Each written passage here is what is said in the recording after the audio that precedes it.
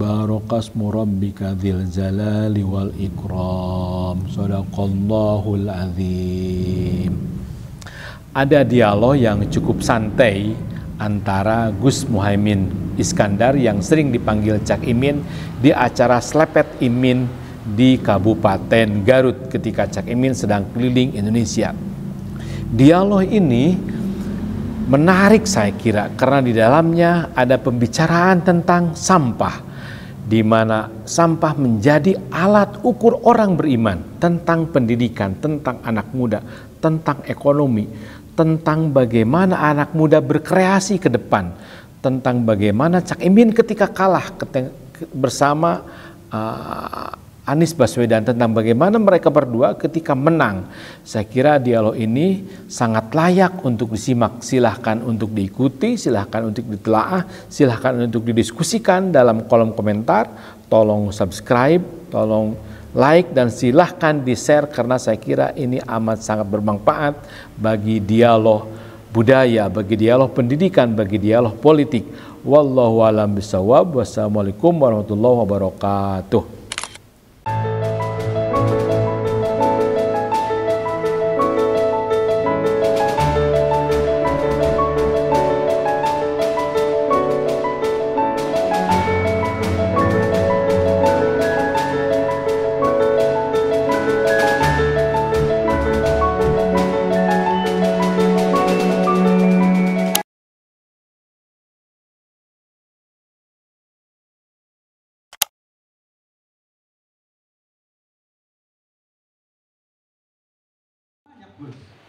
Jadi mereka bilang katanya bansos itu kebaikan presiden. Tapi kalau Gus Imin bilangnya justru bansos jangan dikasihin dulu sampai pemilu. Sebenarnya gimana nih Amin ini? Orang-orang butuh bansos, Amin malah nggak mau ngasih bansos. Gus Imin, gimana jadinya?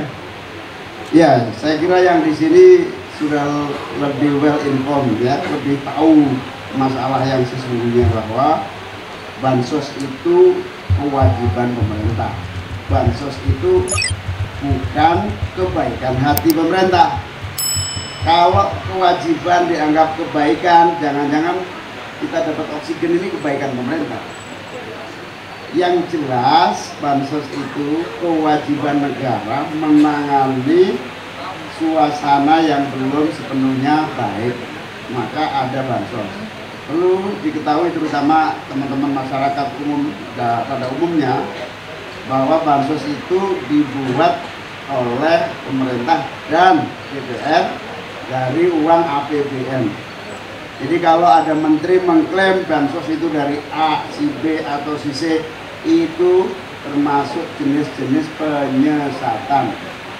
Yang suka menyesatkan orang di Quran ada.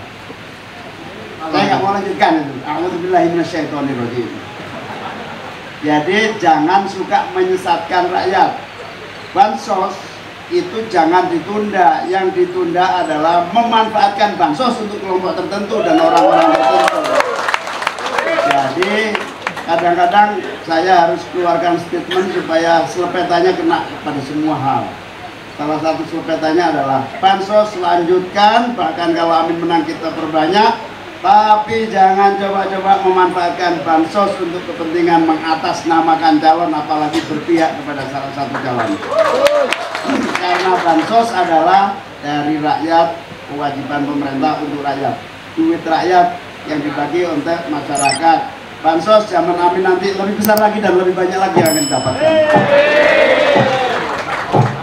Ini baru pertanyaan pertama, janji-janji udah keluar nih. Janji-janji nih, yang manis-manis lebih banyak. Jadi sesat Gus kalau yang bilang gitu Gus? Iya sesat dong, karena ya jelas-jelas uang rakyat untuk rakyat, kewajiban negara, kewajiban pemerintah. Bukan kebaikan hati pemerintah, nggak ada. Pemerintah itu nggak ada. Wajib ya? Bukan baik. Oke, kita masuk ke pertanyaan yang kedua.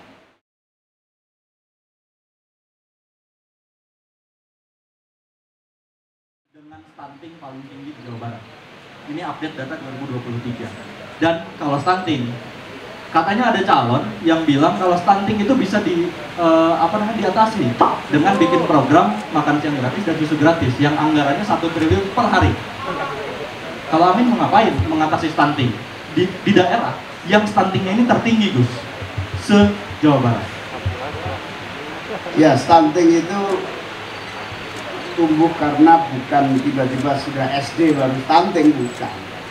Stunting itu akibat ketika sejak dalam kandungan sudah tidak mendapatkan asupan makanan yang bergizi, bahkan tidak ada persiapan seorang ibu untuk hamil dengan persiapan yang matang. Itu yang pertama. Yang kedua, kalau mau Garut ini menjaga dan menguatkan masyarakat supaya tidak stunting, ya semua perencanaan diawali dari perkawinan.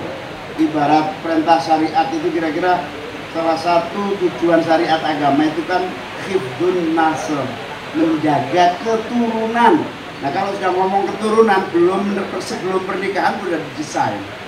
Nanti kawin nomor berapa, perkawinan harus resmi, setelah itu hamil sudah punya target 9 bulan, 1 tahun usia anak ditarik mundur sejak 0 bulan di perut. Itulah usia-usia kritis yang harus dijaga supaya tidak stunting. Kalau sudah SD baru dikasih gizi, itu namanya terlambat. Maka Amin tidak mau termasuk orang-orang yang terlambat. Yang kedua nih, rakyat harus buka bahwa isu makan gratis itu memang menarik. Susu gratis menarik. Itu susunya nggak ada, pasti impor dan menguntungkan orang-orang yang mengimpor susu.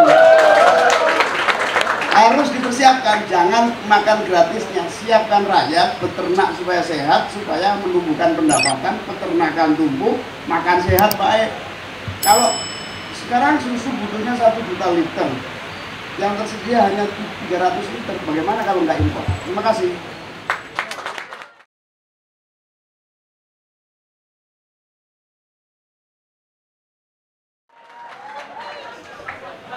Mana ada Satpol PP berani?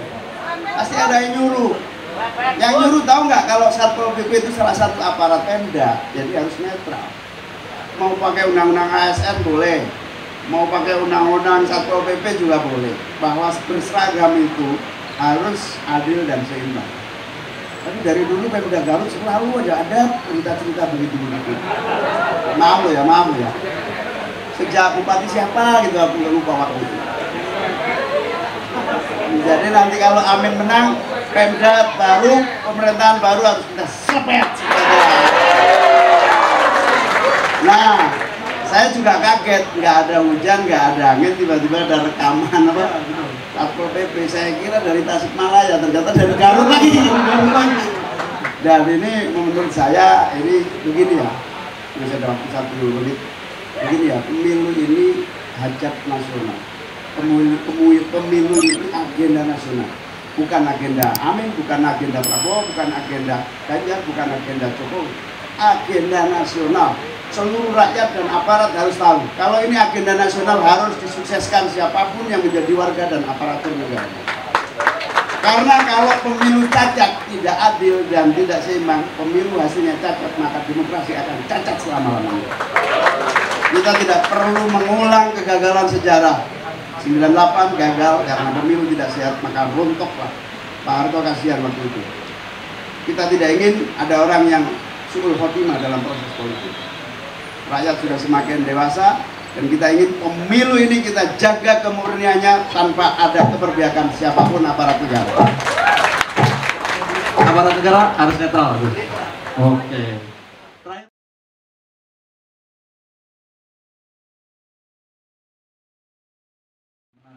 Jadi waktu di Semarang ada yang bilang gini, Gus. Ada yang bilang katanya saya tahu kalau milih Gibran alasannya kenapa. Kalau milih Mahfud MD tahu kenapa. Saya nggak tahu kalau alasan milih Gus Imin ini kenapa katanya. Apa yang udah dilakukan. Tapi tiba-tiba Gus Imin ini kemarin ngepost di Twitter, Gus ya. Ngepost tentang RUU kepresidenan.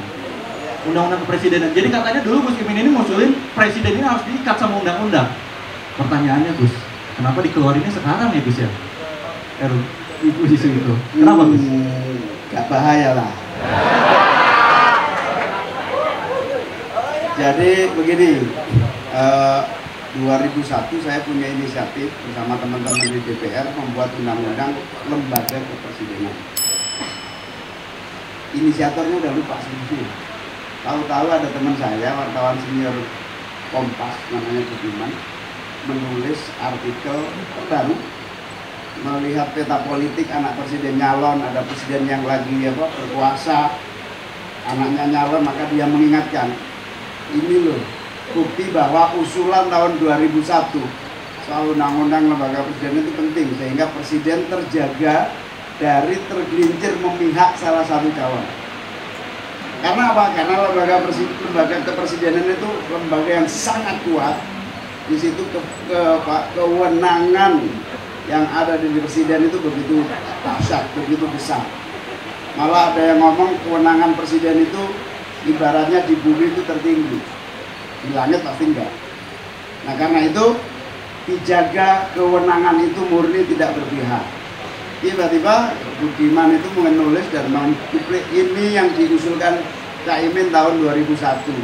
Kenapa ini tidak menjadi wacana, sehingga kita jaga Jokowi sebagai presiden tidak boleh tidak netral karena anaknya meskipun nyawa pres, tapi kita berharap Presiden Jokowi netral, senetral-netralnya demi pemerintahan yang akan datang. Kalau presiden nggak netral, yang akan bahaya adalah kehilangan trust, kepercayaan. Kita tidak ingin Pak Jokowi kehilangan kepercayaan, yang ambruk adalah pemerintah. Karena itu saya salah satu inisiator semakin diingatkan gitu ya.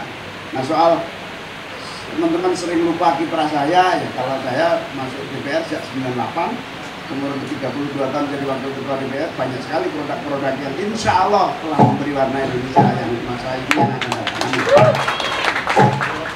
Minimal ada satu yang kita ingat pernah ngapain Gus Imin ya, sisanya nggak tahu.